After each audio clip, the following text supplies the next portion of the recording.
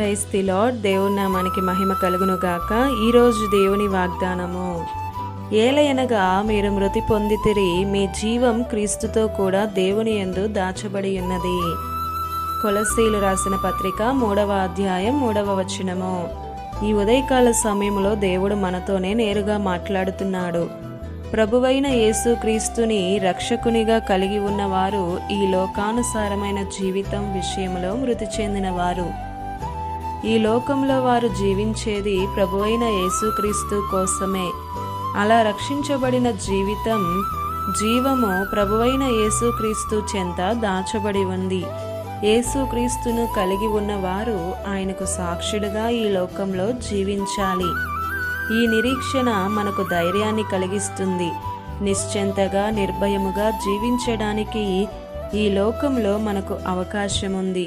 ప్రియ సహోదరుడా, సహోదరి, రక్షణలో నిలిచి ఉన్నామా లేదా అని మనలను మనము పరిశీలించుకోవాలి.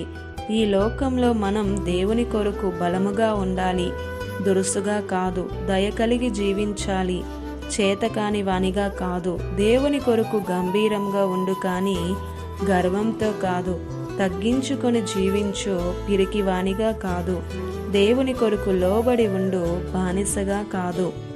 ఆయన ఇచ్చిన ఈ ఊపిరి ఆగే వరకు ఆయన కొరకు అనేక మందికి సాక్ష్యముగా ఉండు, కానీ స్వార్థంగా కాదు. నీ జీవం ఆయనది. ఆయననే మహిమపరచు, కానీ అవమానపరచుకు.